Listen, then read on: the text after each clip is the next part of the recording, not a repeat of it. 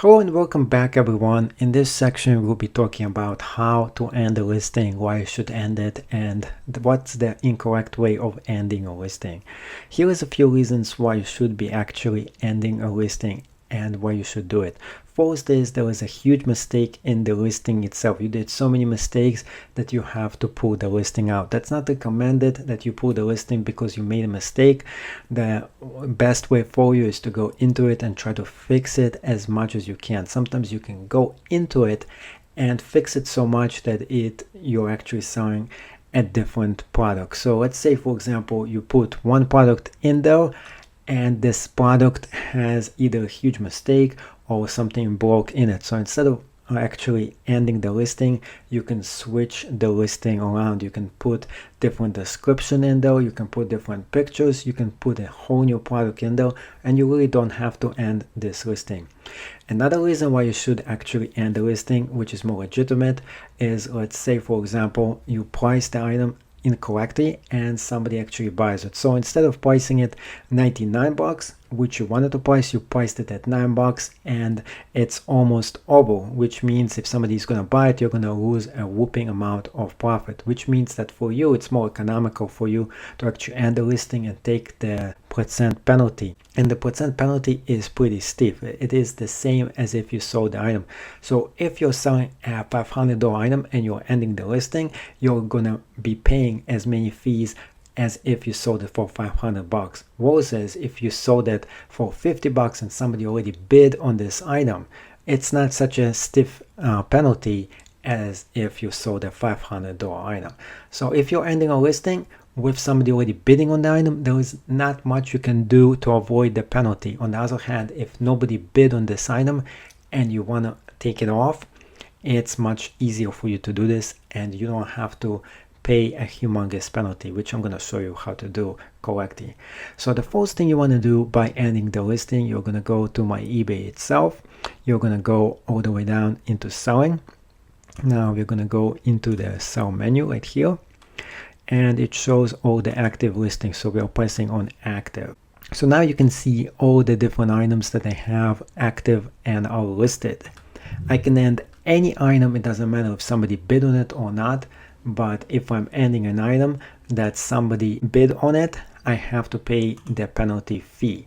On the other hand, an item like this that doesn't have any bids on it, I don't have to pay the penalty fee by doing a very smart thing. There's two things that you can do. One, if you do this once every 6 months, you don't have to pay the penalty fee for one item. Now, if you end more than one item within that time period, you will get charged for it. So if this is the second item that I'm ending, what I have to do is go to actions. Then it says more actions. We are going down right here.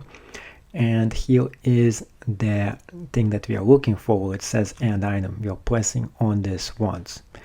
It's going to give us the sign in menu. You're pressing on sign in.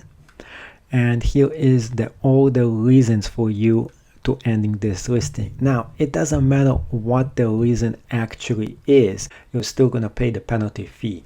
What I want to do is to show you how to avoid paying the penalty fee, and this is really the simplest way to do this. So let me explain what is the fastest and the easiest way for you to end a listing without getting charged a hefty penalty fee. Now, if I ended this listing at 98 bucks, it means I have to pay eBay the percent fee as if I sold the item for 98 bucks. I definitely don't want to actually do this.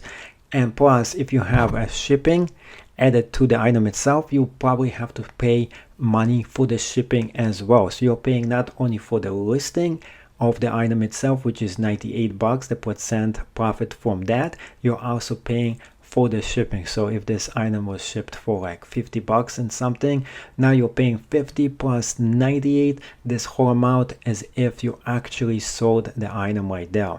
And if you end a few listings in 1 month, you're definitely going to get charged a lot of fees, and you don't want that to happen. So here is the best way for you to do this and the fastest way without getting much penalty for it. So what you're doing is you're changing the price to the lowest possible price, which is $1. You're making sure the shipping for this item is set at 0, free shipping.